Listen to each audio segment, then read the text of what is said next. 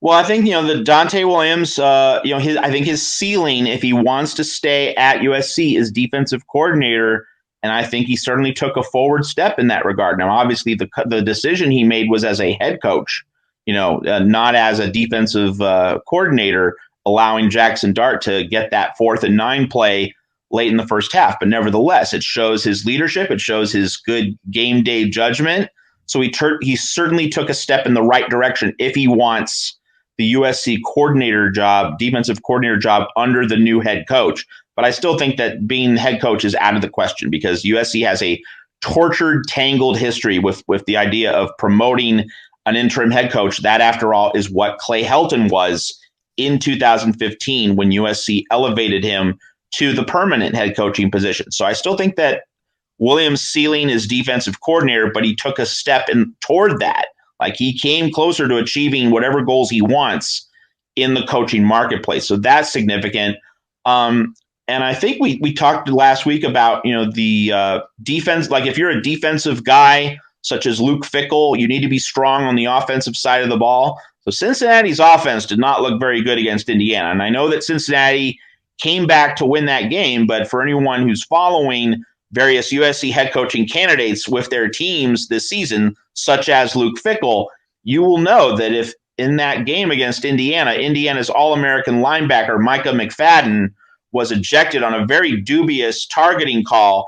And after that play, Indiana's defense wasn't nearly the same. The replacement had a huge drop-off. Indiana didn't generate nearly as much pressure. McFadden is not just a strong and tough player, he's also is a very high football IQ player. So Indiana's defense experienced a huge drop-off with McFadden. Before McFadden was ejected for targeting, it was a mismatch. Indiana's defense was all over Cincinnati's offense. The Bearcats were not able to do anything. And so, if Mike Bohn is looking closely at that game, he'll see that Cincinnati won, but he will know if he's doing his homework that a Luke Fickell offense, that is a point of concern if USC wants to bring him over. And another interesting story in terms of along a very similar line is that Tony Elliott, the offensive coordinator at Clemson, he's been mentioned in this search. He's also a potential hot name if, like Miami fires Manny Diaz, who is in serious trouble. Elliott's going to be part of that because he's in the ACC. He's close to Miami geographically. Obviously, Clemson is a program which stands for success under Dabo Swinney. Tony Elliott is tanking his stock as a potential head coaching candidate. When you look at how bad Clemson's offense has been, it's gonna come across as, it might be unfair, but it's gonna come across as, well, Trevor Lawrence left, Travis Etienne left, and they don't have good replacements. So Tony Elliott is picking the wrong year to have a down year in terms of the coaching market. So I think his stock definitely took a downward move if Mike Bohn at USC is considering him.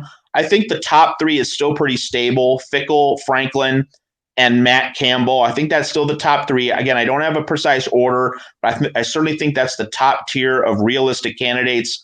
And the other candidate of note who's going up, the candidate who really rose over the weekend, Kalani Sitake of BYU. Now get this, he's not just 3-0. He's beaten 3 teams in the Pac-12 South. BYU is the Pac-12 South champion already. So BYU's beaten Arizona, Utah, and now Arizona State. I would think that would give Sitake at least a look from Mike Bohn. And here's this, Mark. Here's the topper. Guess who USC plays in its final regular season game on November 27? BYU, Kalani Sitake. That could be an audition for the job. Vegas did not learn its lesson with Utah visiting BYU 2 weeks ago as a touchdown favorite. BYU physically, the game was close on the scoreboard, but physically was the superior team in that game. They turn around as an underdog again against the Pac-12 South team, Arizona State, by about 3 to 4 points. They take that game in hand as well and win it. So huge wins by BYU. They are 3-0. To your point about the Clemson offense, struggling to get past Georgia Tech, couldn't even mount 300 yards of total offense in that game, didn't run the ball or pass the ball well, and barely escaping Georgia Tech. And it is interesting to note, because I saw most of the Cincinnati-Indiana game, is that people will walk away thinking, okay, Cincinnati won by 2 touchdowns. Indiana did have the ball inside the Cincinnati 10 with about 2 minutes left to play, down by 6 points to take the lead. They fumbled. And to your point about Micah McFadden, Cincinnati was averaging just over 2 yards per play when he left the game, and that shot up to 8 or 9 yards per play after he left. So inside the game, you got to take a look. Certainly when you look at these scores and results on Saturday, no question about that.